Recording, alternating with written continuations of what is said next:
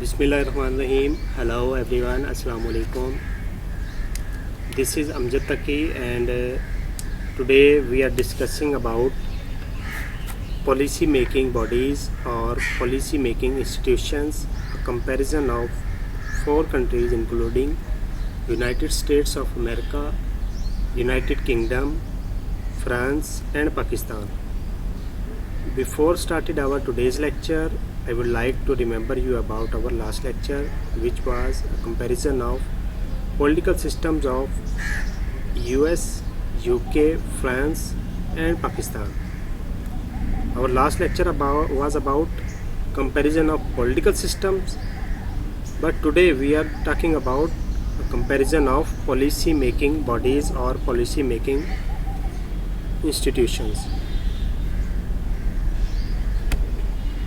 In our last lecture we have studied about comparative political systems, the constitution, what is constitution, which are the 3 major organs of the government,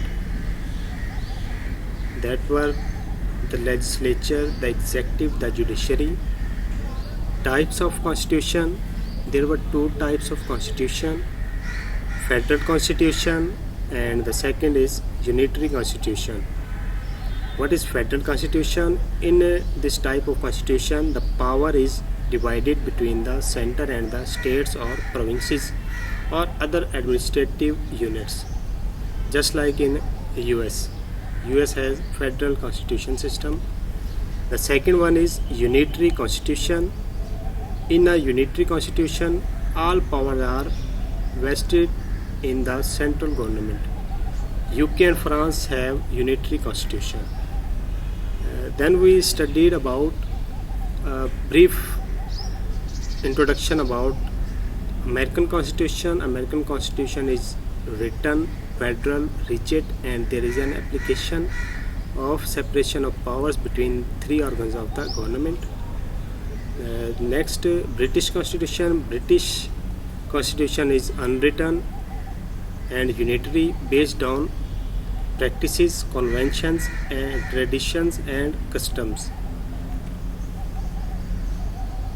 Next, the French Constitution. French Constitution is written and offers a quasi presidential regime. French Constitution is a highly centralized constitution.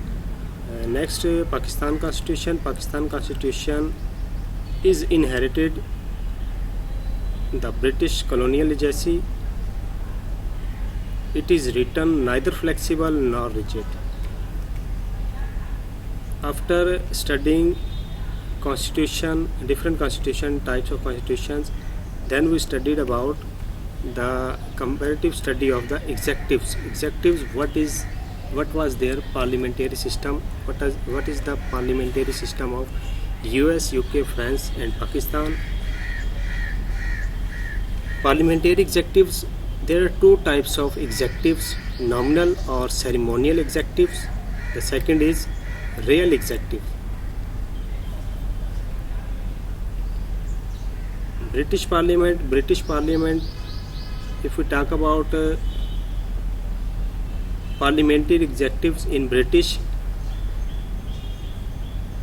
Parliament is known as Mother of Parliaments. The basic feature of parliamentary form of government is that the executive is responsible to the legislature and the decisions of the government are taken collectively by the member of the cabinet.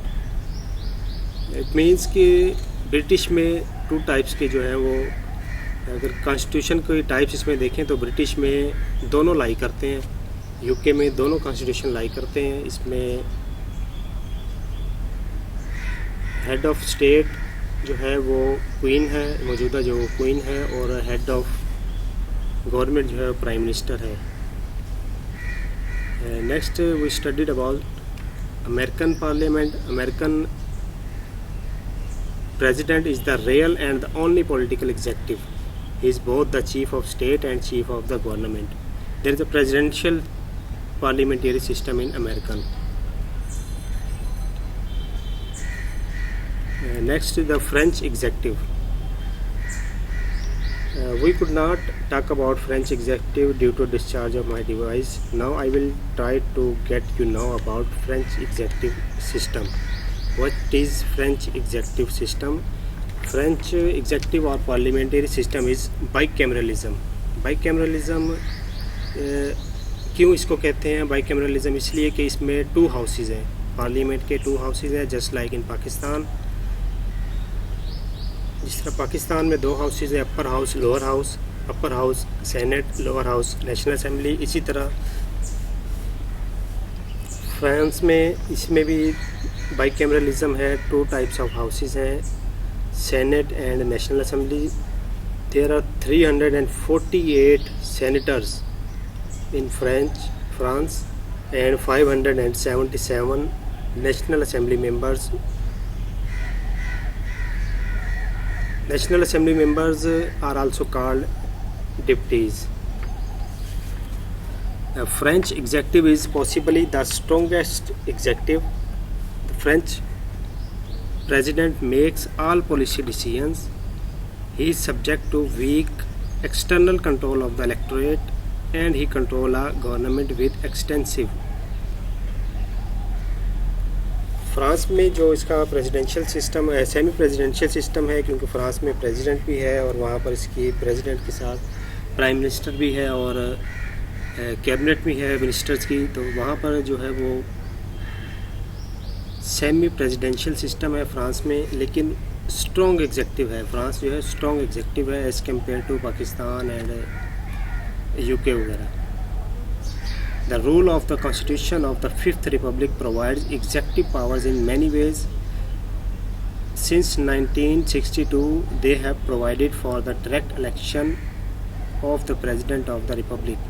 He is the effective head of both the government and the state, like that of American President.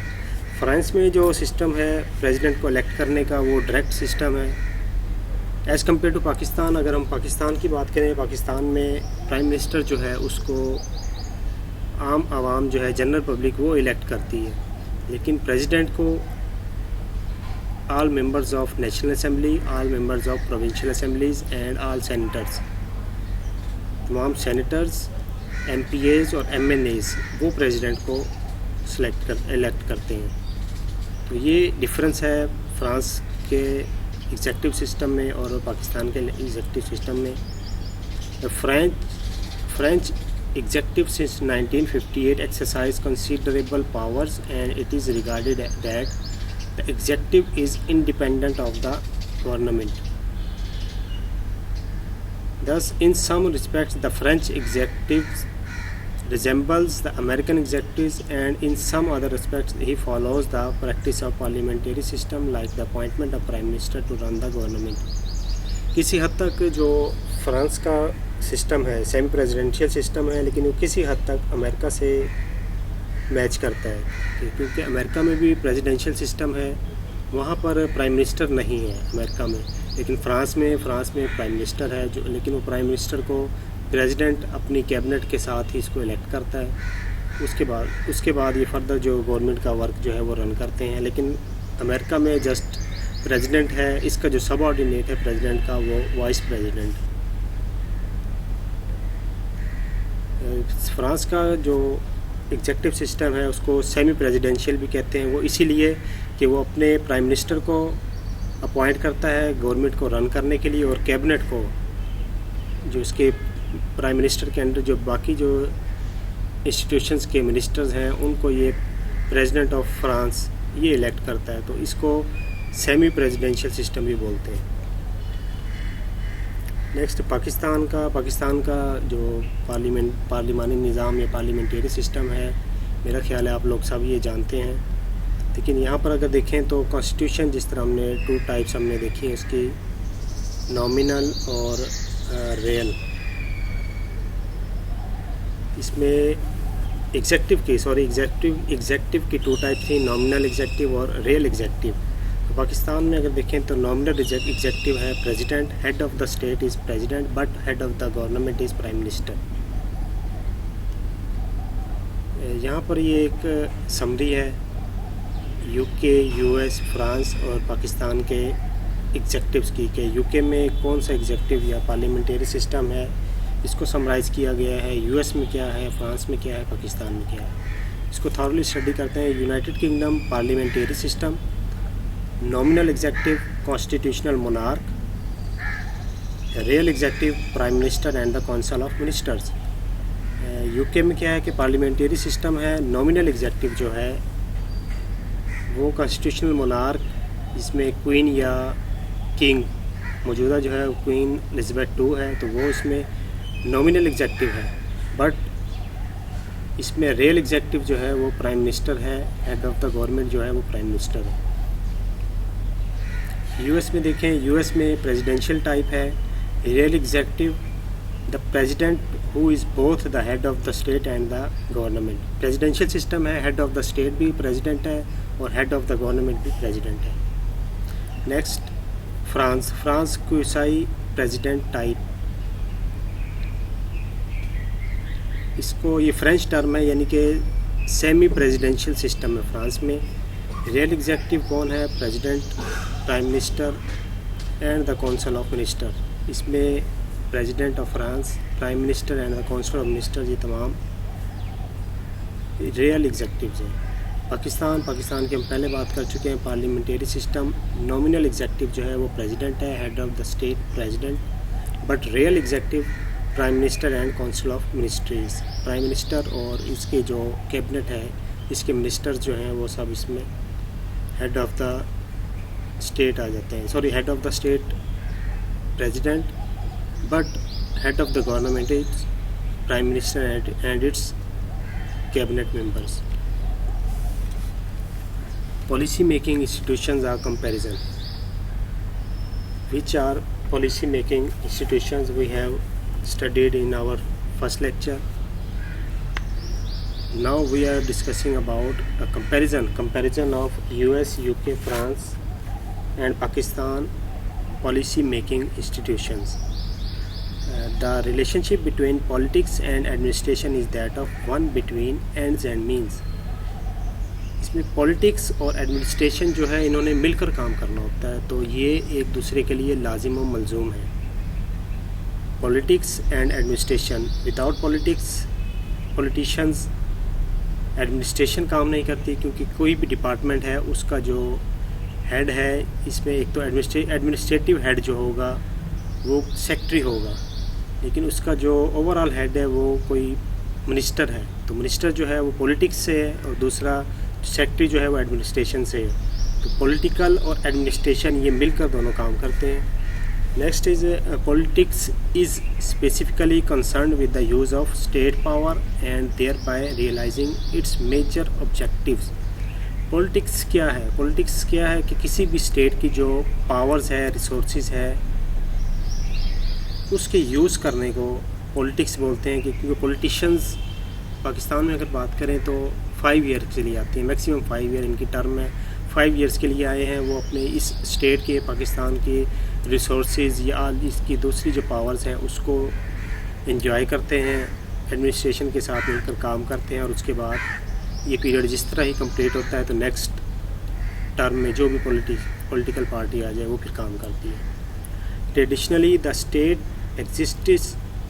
existed for protection of life and property of persons in the society. जैसे कि Aristotle said, state exists for goodness of the society. State जो है वो किसी भी society के या society के मेंबर्स के बेहतरी के लिए काम करती है। अगर ये बेहतरी के लिए काम करे तब हम उसको स्टेट कह सकते हैं, अदरवाइज़ नहीं।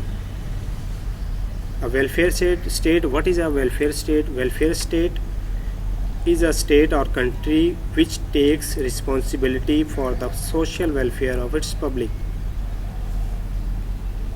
वेलफेयर स्टेट में ये आ जाता है कि वो कंट्री या वो मुल्क जो अपने इस मुल्क में रहने वाले लोगों की सोशल वेलफेयर के लिए सोचे या काम करे या सोशल वेलफेयर की जिम्मेदारी ले, उसको वेलफेयर स्टेट बोलते हैं। Various political ideologies in the early part of 18th century and during the 19th century altogether changed the concept of state। 18वीं सदी के स्टार्ट में और 19वीं सदी के मिड में इसका जो कॉन्सेप्ट है, स्टेट का कॉन्सेप्ट है, वो चेंज हो गया है। स्टेट से वेलफेयर स्टेट की तरफ आ गए हैं। वेलफेयर स्टेट की ऑलरेडी मैंने आपको डेफिनेशन बताई है कि वेलफेयर स्टेट क्या है। जो अपने मुल्क में रहने वाले तमाम लोगों की वेलफेयर के मुतालिक बात करें, वो एक वेलफेयर स्टेट होगा। Policy making institution is its our running part.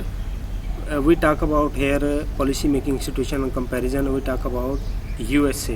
What is policy making institutions or bodies in USA? Despite bureaucratic intrusion in different fields of policy areas, the Congress successfully managed to reassert its fundamental role in policy making.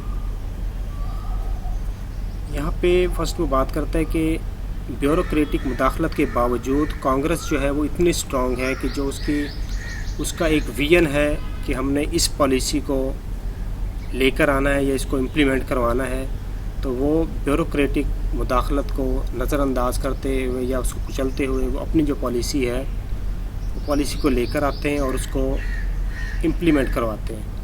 अगर पाकिस्तान की बात करें, पाकिस्तान में अभी जिस तरह current situation है, हमारे पास है, कभी हम घी का शॉर्टफॉल देखते हैं, कभी शुगर का शॉर्टफॉल है, कभी फ्लोर का आटे का शॉर्टफॉल है, अभी मौजूदा पेट्रोलियम प्रोडक्ट्स का शॉर्टफॉल है। तो ये क्या है, ये इनकी ब्यूरोक्रेसी या एडमिनिस्ट्रेशन जो है, एडमिनिस्ट्रेशन और गवर्नमेंट के दरमियान, पॉलिटिशियंस के दरमियान, पॉलिटिकल जो इनके हेड हैं किसी भी मिनिस्ट्री के, उनके दरमियान जो कोलैप्स है या इसमें इनको कोऑपरेशन नहीं है, इस वजह से ये मामला पैदा हो रहे हैं। नेक्स्ट इसमें देखिए, one of the unique features of major policies in the USA is its legitimacy and descriptive set of constitutional rules. Second में ये बात करते हैं कि यूएस में कोई पॉलिसीज़ हैं, वो जो उनके कॉन्स्टिट्यूशनल रूल्स हैं उसी को फॉलो करते हुए वो रूल्स बनाते हैं। ऐसा नहीं है कि कॉन्स्टिट्यूशन को नज़रअंदाज करते हुए अपनी मर्ज़ी से कोई रूल ले आए।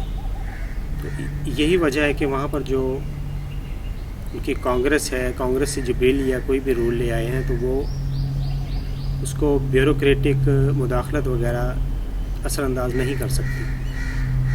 Next, the political party influence over the policy matters is effectively controlled in the USA by federal legislation. वही बात कर रहे हैं कि पॉलिटिकल पार्टीज़ जो दूसरी पॉलिटिकल पार्टीज़ हैं, अपोजिशन पार्टीज़, वो इतनी स्ट्रॉन्ग नहीं होती कि जो एक पॉलिसी लेकर आ रही है वो गवर्नमेंट, मौजूदा रनिंग जो गवर्नमेंट है वो उसको रिजेक्ट कर ले। However strong party caucus has never failed to influence the policy matters, no specific issues that affect in their region. इसमें ऐसा भी नहीं है कि जो स्ट्रॉन्ग पार्टी है, रनिंग पार्टी या रूलिंग पार्टी जो है वो ऐसा नहीं कर सकती कि देखिए अमेरिका में 50 स्टेट्स हैं, अभी 50 स्टेट्स का जो उनकी पॉपुलेशन है, रिसोर्सेज है सब और एनवायरनमेंट है वो मुख्तलिफ है। अब ऐसा नहीं है कि जो पार्टी रूलिंग है वो बाकी पार्टीज़ को एक ही रूल ले आए कि हर स्टेट में वही रूल जो है वो फॉलो हो जाए। पॉलिसी बनाते हुए रूलिंग पार्टी है वो देखती है कि कौन सी स्टेट, इसके क्या मसाइल हैं, उनको मसाइल को मद्देनज़र रखते हुए तब ये इस तरह के रूल्स बनाते हैं। नेक्स्ट इसमें देखें, यूके की बात करते हैं। The British parliament does not share much in policy making. UK में क्या है, यूके में यूएस से डिफरेंट है कि वहाँ पर जो ब्रिटिश पार्लियामेंट है वो पॉलिसी मेकिंग में इसका कोई ज़्यादा शेयर नहीं है। उनके जो डिपार्टमेंट्स हैं, एडमिनिस्ट्रेशन है, वही पॉलिसी वगैरह वो सब बनाती हैं। Policy is largely determined by the executive, prime minister and the council of ministers. एक मरतबा जब मिनिस्टर्स या प्राइम मिनिस्टर की जानिब से एक मरतबा जो कोई पॉलिसी बन गई है, वो प्राइम मिनिस्टर अपनी एडमिनिस्ट्रेटिव जो हेड हैं उनके साथ मिलकर ये पॉलिसी बनाती है ताकि बाद में कोई मसाइल वगैरह ना पैदा हों या इस तरह असम्बली वगैरह में कोई ज़्यादा डिस्कशन या ज़्यादा मसाइल पैदा ना हो, तो उससे पहले वो इन चीज़ों को मद्देनज़र रखते हुए ही वो अपनी पॉलिसी जो है यूके में बनाई जाती है। Unlike the American experience, the policy making power of the legislature is influenced by the strong party machinery. Next, the existence of two-party system, the Conservative and Labour Party, is one political reason why there is great influence of party over the policy areas of parliamentarians. यहाँ पे वो बात करता है कि UK में to party system है, conservative और लेबर पार्टी। तो ये दोनों पार्टीज़ एक दूसरे के इनके जिसको भी अगर किसी के उस पर एतराज़ होता है, उन एतराज़ात को देखते हुए, उनको मद्देनज़र रखते हुए पॉलिसीज़ हैं जो वो बनाते हैं। Further, the upper house, the House of Lords, has since 1911 enjoyed only veto over policy. कि 1911 से जो है वो अपर हाउस जो है इनका, इसको हाउस ऑफ लॉर्ड्स बोलते हैं। इसमें भी ब्रिटिश में भी टू टाइप्स ऑफ हाउसेज हैं, upper house, House of Lords, and lower house, House of Commons. इसमें ये बता रहा है कि पॉलिसी मेकिंग करते हुए जो अपर हाउस है, हाउस ऑफ लॉर्ड है, वो 1911 से वीटो पावर को वो इंजॉय कर रहे हैं। Next, policy making institution in France. पहले हमने बात की अमेरिका की, फिर यूके, यूनाइटेड किंगडम की, अब बात करते हैं फ्रांस की। France is the example of parliament under a hybrid presidentialist regime. The French government is responsible to parliament. France में क्या सिस्टम है, एक तो वहाँ पर सेमी प्रेसिडेंशियल सिस्टम है, इसको हाइब्रिड प्रेसिडेंशियल सिस्टम भी ये यहाँ पर बोल रहे हैं। तो यहाँ पर जो गवर्नमेंट है वो पार्लियामेंट की रिस्पॉन्सिबल है, जवाबदेह है। जिस तरह पाकिस्तान में है, अगर गवर्नमेंट कोई फ़ैसला, कोई डिसीजन लेती है किसी इशू के बारे में, तो वो फिर पार्लियामेंट में बहस होती है। इसी तरह फ्रांस में है, गवर्नमेंट जो है वो जवाबदेह है पार्लियामेंट को। Like the American executive, the fifth Republic favours executive powers in many ways. The President of France is stronger than the Pakistan executive or the real executive of the United Kingdom. यहाँ पर ये बात कर रहे हैं कि जो French president जो है वो पाकिस्तानी प्रेसिडेंट और यूनाइटेड किंगडम का जो रियल एग्जेक्टिव या प्राइम मिनिस्टर है उससे ज़्यादा स्ट्रॉन्ग होता है। उसकी क्या वजह है कि एक तो यहाँ पर सेमी प्रेसिडेंशियल सिस्टम है, प्रेसिडेंट को डायरेक्ट जो है वो जनरल पब्लिक इलेक्ट करती है, उसके बाद प्रेसिडेंट प्राइम मिनिस्टर और इसके अपने कैबिनेट को इलेक्ट करता है। तो एक ये वजह भी है कि मतलब आपस में इनके कोई इख्तलाफात नहीं होते, तो प्रेसिडेंट और प्राइम मिनिस्टर या जो इनके मिनिस्टर्स हैं वो मिलकर काम करते हैं। In the field of legislation, the French president can refer back a bill that has been duly passed by Parliament for reconsideration, and on his decision a policy issue can be decided by referendum by passing the Parliament. कहते हैं कि अगर कोई bill France की assembly में आता है तो वो उसको लेजिस्लेशन के लिए आता है, तो उसको जो फ्रांस का प्रेसिडेंट है उसको रेफ़र बैक कर सकता है। इसके पास अथॉरिटी है कि वो इसको बिल को रेफ़र बैक करे। लेकिन यहाँ पर अगर हम देखें तो ये पाकिस्तान और फ्रांस में ये सेम सिस्टम है। जैसे कोई बिल वगैरह कोई पास होता है तो वो असेंबली में आता है, नेशनल असेंबली में, वहाँ पर इस पर बहस होती है, डिस्कशन होती है। उसके बाद अगर यहाँ से अप्रूव हो जाए, उसके बाद जो सदर है, सदर उसको बिल को जो है वो पास करता है। सदर के साइन होने के बाद वो बिल पास होता है। यहाँ पर वही यही बात कर रहा है फ्रांस में भी, अगर असेंबली से, फ्रेंच असेंबली से एक लेजिस्लेशन होकर कोई भी बिल आ जाता है, लेकिन फ्रांस के सदर के पास ये अथॉरिटी है कि वो उसको रेफ़र बैक कर सके। Such ordinary executive power is not vested among the political executive of the UK and Pakistan as well as in the American presidency. Direct presidential election since 1962 further eroded the French parliamentary powers in policy areas. Thus, in the field of legislation, the parliamentary supremacy was removed under the 1958 Constitution. 1958 का जो constitution था French का, उससे पहले ऐसा नहीं था जिस तरह मैंने ये बताया कि बिल पास करने का ये तरीक़ाकार है। लेकिन जो 1962 में जब डायरेक्ट प्रेसिडेंशियल इलेक्शन हुए, उसके बाद से ये जो प्रोसीजर है फ्रेंच पार्लियामेंट में स्टार्ट हुआ। In short, the real powerhouse of policy making is that of the presidency and it is not answerable to the parliament. इसमें जो रियल पावर है पॉलिसी मेकिंग की वो प्रेसिडेंट ऑफ फ्रांस के पास है। However, in Pakistan and the UK, the political executives are answerable to parliament, and in the USA, the executive powers are controlled by the Congress and the judiciary. Next, इस पे हमारे lecture में next है problems of comparative public policy study. Problems of comparative policy study, ये problems जो है वो आपकी असाइनमेंट्स हैं। बुक्स ऑलरेडी आपको मैंने रिकमेंड की हुई हैं। ये इन दो बुक्स में फेरल हेडी की comparative public administration comparative perspective, या सेकंड जो है वो comparative public administration doctor Lakshmaiah. इन दो बुक्स में ये प्रॉब्लम्स हैं, problems of comparative policy study. तो इनको आपने रीड करना है। रीड करके ये मुझे आपने असाइनमेंट जो है वो व्हाट्सएप करें या ईमेल करें, तो नेक्स्ट क्लास से पहले असाइनमेंट्स ये आप जमा करवा लेंगे। Thank you everyone. For queries you can contact me on WhatsApp or on my number. Thank you everyone.